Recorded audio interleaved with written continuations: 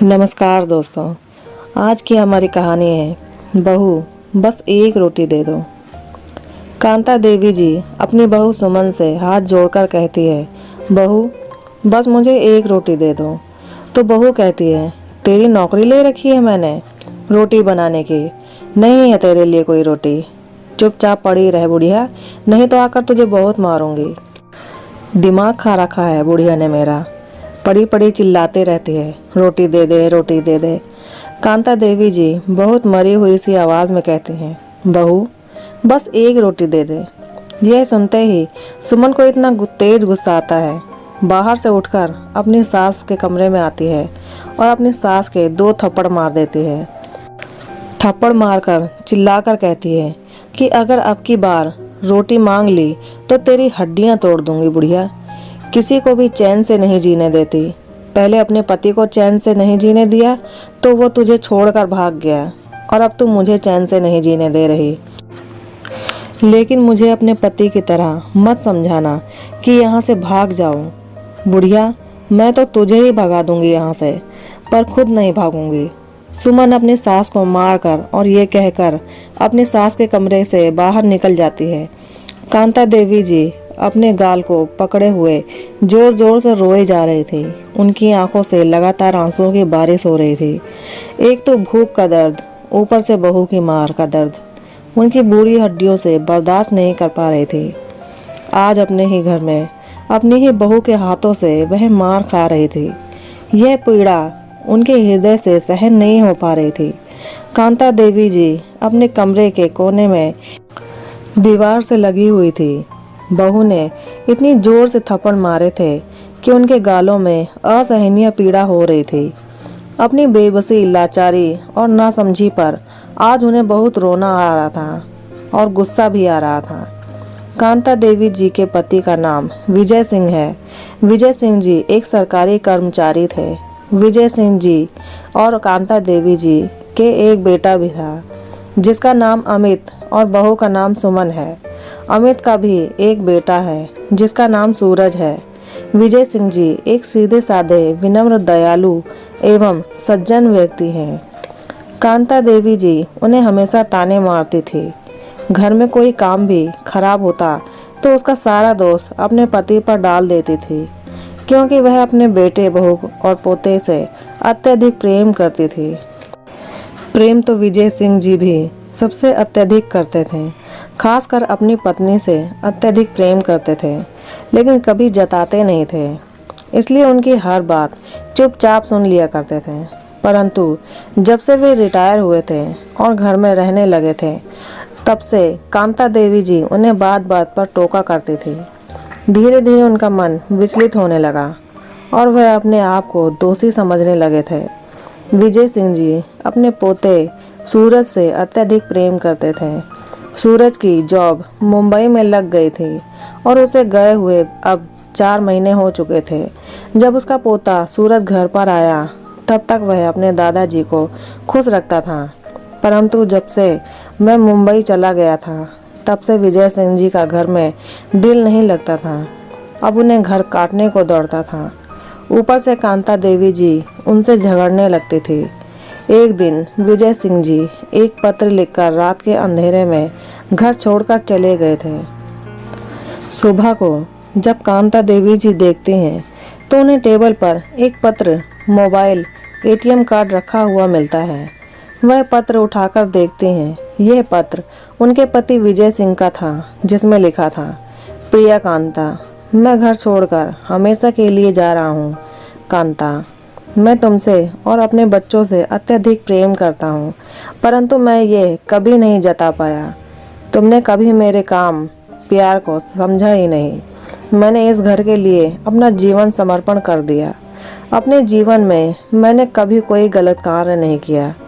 सीधे काम पर जाता था, पूरा दिन काम करता था और अपने घर लौट आता था।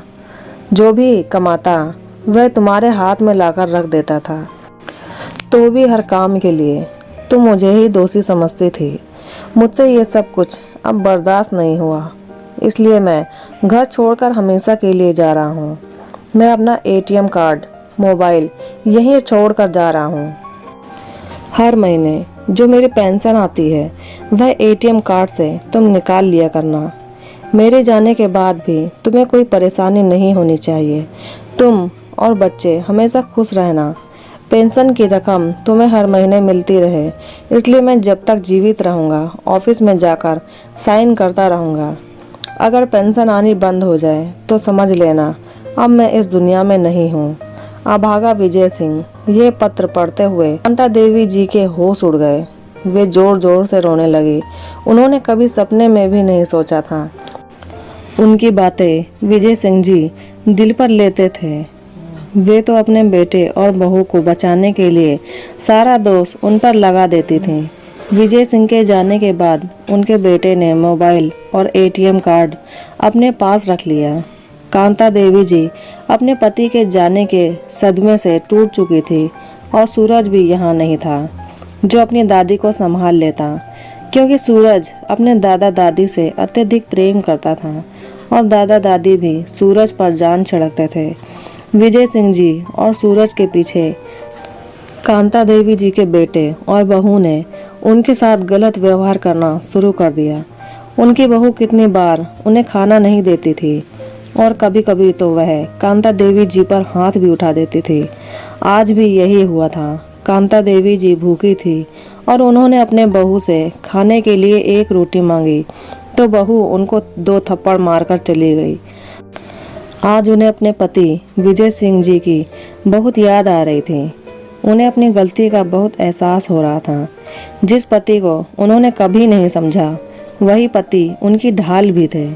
उनके जाने के बाद उनके बहू और बेटे ने उनकी जिंदगी नरक बना दी थी। विजय सिंह जी थे तो घर में उनकी इज्जत थी, विजय सिंह जी नहीं थे तो घर में अब उनकी कोई इज्जत नहीं थी। इस घर में वे अब एक जिंदा लाश की तरह बन चुकी थी। सूरज को मुंबई गए हुए 1 साल हो गया था और आज 1 साल बाद वह मुंबई से अपने घर गाजियाबाद लौट रहा था। मुंबई जाकर सूरज अपने काम में बहुत ज़्यादा व्यस्त हो गया था।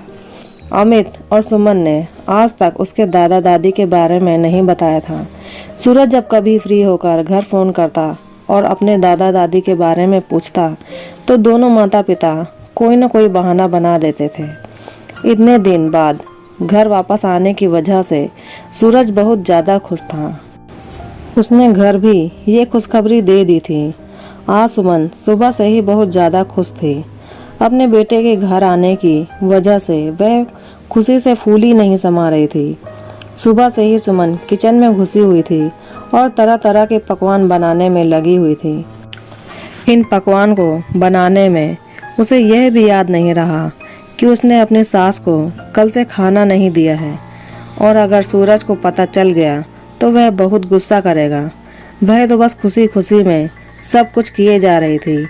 सूरज मुंबई से निकलकर घर पहुंच गया था। वह धीरे से घर का दरवाज़ा खोलता है और बड़ा उत्साहित होकर घर के अंदर आता है। वह अपने मम्मी पापा से मिलने के बजाय अपने दादा दादी से मिलने को अधिक उत्साहित था। आज तो मैं 1 साल बाद वापस आया हूँ। दादा दादी तो खुशी से झूम रहे होंगे, सोचते हुए सूरज दादा दादी के कमरे की तरफ बढ़ रहा था। तभी उसकी मम्मी ऊपर से आई तो सूरज को देखकर बड़ी खुश हुई। सूरज ने मम्मी को नमन किया। उसे दादा दादी के कमरे की तरफ जाते हुए देखकर सुमन घबरा गई और जल्दी से बोली, बेटा अपने कमरे में चल, उधर क्यों जा रहा है। उसकी मम्मी उसे बोलती रह गई किंतु वह दादा दादी के कमरे की ओर बढ़ता गया। उसकी मम्मी उसे रोकती रह गई परंतु वह रुका नहीं और दादा दादी के कमरे में जा घुसा। जैसे ही सूरज कमरे में घुसा उसकी आंखें फटी रह गईं। उसके दादा दादी के कमरे में अंधेरा था और बदबू मची हुई थी। उसकी मम्मी उसे पीछे से रोकती रही, बेटा कहाँ जा रहा है, चल ऊपर चल। किंतु सूरज आगे बढ़ा और कमरे की लाइट ऑन करने लगा, मगर उस कमरे की लाइट ऑन ही नहीं हुई। फिर उसने अपने मोबाइल की फ्लैश ऑन की तो वह अवाक रह गया। उसकी मम्मी फिर हड़बड़ाकर बोली, बेटा चल ना ऊपर।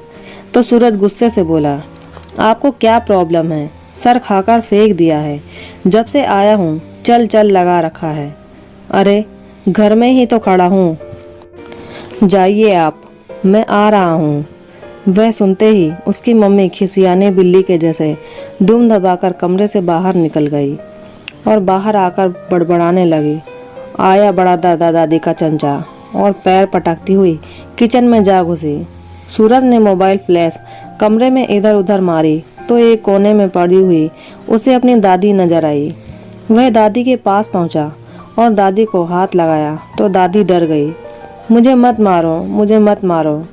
दादी डरी सहमी हुई नीचे गर्दन कर यह शब्द बोले जा रही थी तो सूरज चकित रह गया। दादी को सीने से लगाते हुए बोला, दादी मैं सूरज हूँ, आपका सूरज। दादी देखो मैं आ गया हूँ। तो उसकी दादी ने उसका चेहरा देखा और उसे देखते ही बहुत प्यार करने लगी। मेरा सूरज है, मेरा बच्चा है, तू इतने दिन से क्यों नहीं आया था। और कहते कहते रोने लगी। वह सबसे पहले दादी को गोद में उठाता है और ऊपर कमरे में ले जाता है। उसकी मम्मी यह सब देखकर तिलमिला उठती है। वह कमरे में अपने बेड पर दादी को लेटा देता है तो उसकी दादी अपना एक हाथ पेट पर रखकर और एक हाथ मुंह पर रखकर हमेशा इशारे खाने को मांगती है। कहती है, बेटा बहुत तेज भूख लगी है। सूरज दौड़ा दौड़ा किचन में जाता है। उसकी माँ ने उसके आने की खुशी में बढ़िया पकवान बनाए हुए थे। वह थोड़ा थोड़ा सामान थाली में लगाने लगता है तो उसकी माँ उसे रोकने की कोशिश करती है। वह अपनी माँ के हाथों को छिड़क देता है और जल्दी जल्दी थाली लगाकर ऊपर भाग जाता है और जाते ही दादी को सहारे से उठाकर खुद अपने हाथों से खाना खिलाने लगता है। और खाना खिलाते खिलाते उसकी आंखों से आंसू बहने लगते हैं। ये वही दादी हैं जो बढ़िया बढ़िया पकवान बनाकर सबको खिलाती थी और आज वही दादी खाने की तड़प को लिए हुए अंधेरे कोठरी में पड़ी हुई थी। वह दादी को खाना खिलाता रहा और रोता रहा। उसकी दादी पागलों की तरह खाना खाती रही। फिर जब उन्होंने खाना खा लिया तो सूरज ने थाली एक तरफ रखी और उनका मुंह अपने हाथों से साफ किया और उनकी गोद में लेट गया। दादी अब आप ठीक है ना? सूरज ने अपनी दादी से पूछा। तो दादी में अब कुछ जान आ चुकी थी। बोली, हाँ बेटा अब मैं ठीक हूँ मेरे बच्चे। अब तू आ गया है तो मैं ठीक रहूँगी। किंतु मुझे एक बात तो बता, तू जल्दी क्यों नहीं आया? इतने दिन में क्यों आया? क्या तुझे हम याद नहीं आते? दादी आते हैं ना, आप और दादाजी याद आते हैं। लेकिन दादी क्या करूं मैं, आना ही नहीं हुआ। काम का प्रेशर ज़्यादा था लेकिन अब आ गया हूं ना, अब आपको अकेला नहीं छोड़ूंगा। लेकिन दादी ये तो बताओ दादाजी कहाँ हैं? किसी काम से गए हुए हैं क्या इधर उधर? जब से आया हूँ दिखाई ही नहीं दिए हैं। यह सुनते ही दादी जी फफक कर रो पड़ती हैं। सूरज दादी को चुप कराता है और कहता है, दादी आप रो क्यों रही हैं? दादाजी कहाँ हैं? सब ठीक तो है? दादी चुप नहीं होती। फिर सूरज उन्हें सीने से लगाकर चुप करता है तो दादी चुप हो जाती हैं। कहती हैं, बेटा क्या बताऊं, तेरे दादा को घर छोड़े हुए 8 महीने गुजर चुके हैं। आज तक वापस लौट कर नहीं आए। मैं राह तकते तकते थक गई हूँ। बेटा तेरे दादा के जाने के बाद मेरा जीवन नर्क बन चुका है। मैं तेरे दादा से लड़ती झगड़ती थी, तब तक वह साथ थे तो उनकी कद्र ना हुई। आज वे साथ नहीं है तो उनकी कमी, उनका प्यार, उनकी कद्र का एहसास हुआ। वह एक पत्र, मोबाइल और अपना ATM कार्ड मेरे लिए छोड़ गए थे। मेरे बच्चे, मैं क्या बताऊं, मैं उनके बिना कैसे जीवन व्यतीत कर रही हूँ। कई दिन खाना नहीं मिलता है। दादी रोती रही, बोलती रही। यह सब सुनकर सूरज चौंक उठा। उसकी आंखों से भी आंसू बहने लगे। वह बोला, दादी दादाजी का पत्र मुझे भी दिखाना। और आपको कौन मारता है? दादी बोली, नहीं तो सूरज। दादी का हाथ अपने सिर पर रखा और बोला, आपको मेरी कसम दादी, मुझे बताओ आपको कौन मारता है? दादी उसके सर से हाथ हटा लेती हैं। कहती हैं, बेटा मेरी ही गलती होती है तो तेरी माँ का हाथ उठ जाता है मुझ पर। सुनते ही सूरज की आंखें अंगारों की तरह दहक उठती हैं, माथे पर बल पड़ जाते हैं और खड़ा हो जाता है। तो दादी उसका हाथ पकड़ लेती हैं और अपने पास बैठा लेती हैं और उसका हाथ अपने सिर पर रखती हैं।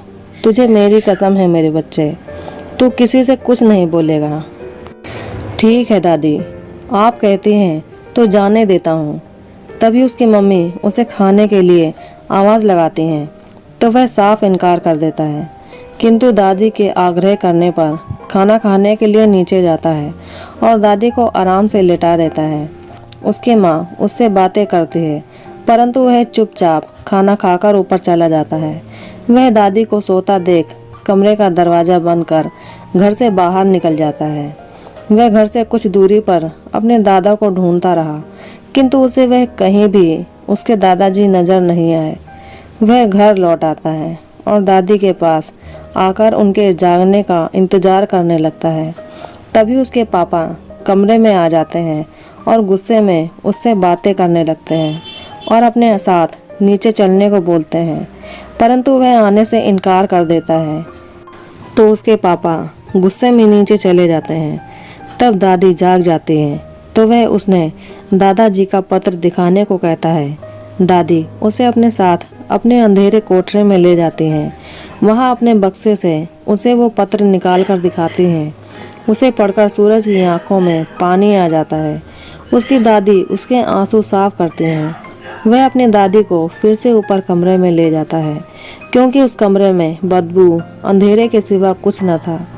वह अपनी दादी को सांत्वना देता है और उनसे वादा करता है कि दादाजी को जल्दी ही ढूंढ निकालूंगा। रात हो जाती है। सूरज रात में अपना सामान और दादी का सामान पैक कर लेता है और सुबह सवेरे ही दादी को घर से लेकर निकलता है। तो उसके मम्मी पापा उस पर बरस पड़ते हैं। तो सूरज गुस्से में बोल पड़ता है, जो आप लोगों ने अपने माँ बाप के साथ किया है ना, वही मैं भी अपने माँ बाप के साथ कर सकता हूँ।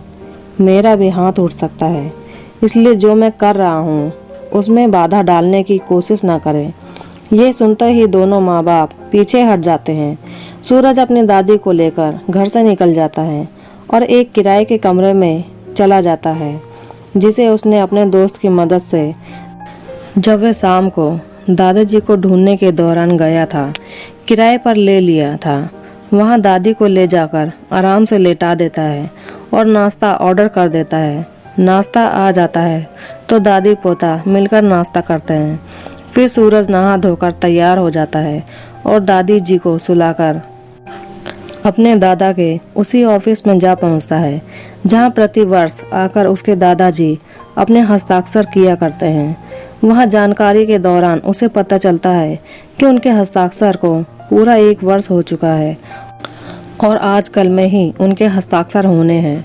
तो सूरज वहां के अधिकारी को अपना फ़ोन नंबर दे देता है और कहता है, जैसे ही विजय सिंह जी यहाँ हस्ताक्षर के लिए आए, आप मुझे फ़ोन कर देना। वह उस अधिकारी को बता देता है कि मैं विजय सिंह का पोता हूँ और उनको तलाश कर रहा हूँ। प्लीज़ आप मेरी थोड़ी सी मदद कर देंगे तो आपकी बड़ी कृपा होगी। तो वह अधिकारी कहते हैं, ठीक है, मैं आपकी मदद ज़रूर करूँगा, आप निश्चिंत होकर घर जाइए।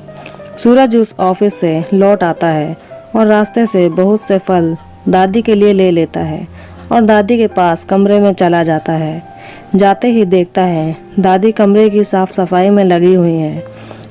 दादी, आप साफ कमरे को भी साफ करने में लगी हुई हैं। सूरज दादी को कहता है तो दादी कहती हैं, बेटा मैं ऊब रही थी और तू भी नहीं था, सोचा कुछ काम ही कर लूं। ओफो दादी, चलो बैठो और ये फल खाओ।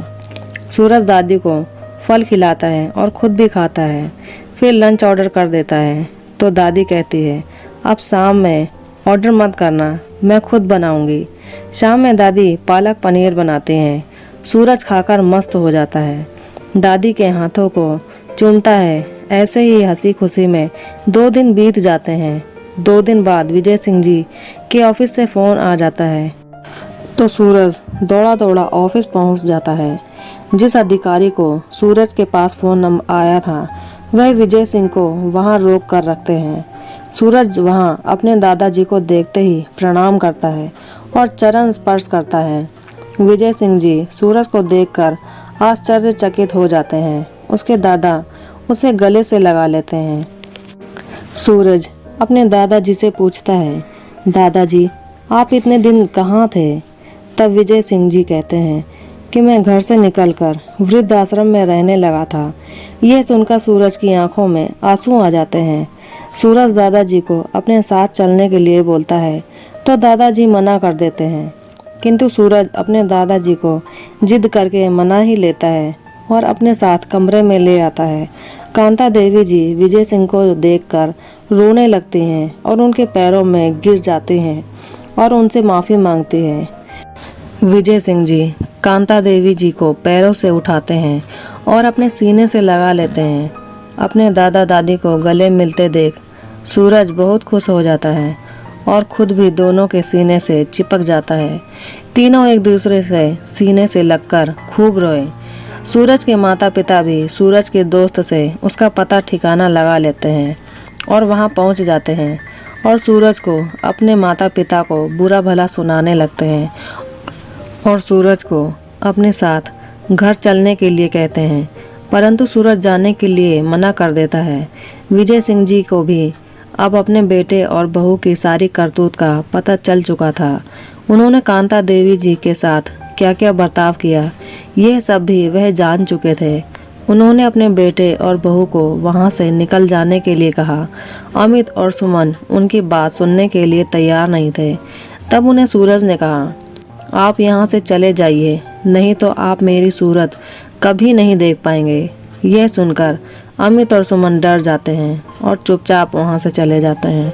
अगले दिन सूरज अपने दादा दादी को अपने साथ मुंबई ले जाता है और उन्हीं के साथ हंसी खुशी जीवन व्यतीत करता है और सूरज के माता पिता अब अकेले वीरान घर में अपने नीच कर्मों की सजा भोग रहे थे। तो दोस्तों, कैसी लगी सूरज और उसके दादा दादी की कहानी? अगर अच्छी लगी तो प्लीज़ वीडियो को लाइक करें, शेयर करें और हमारे चैनल को सब्सक्राइब करें। और इस कहानी में आपको कौन सी बात अच्छी लगी ये हमें कमेंट करके ज़रूर बताएं। धन्यवाद।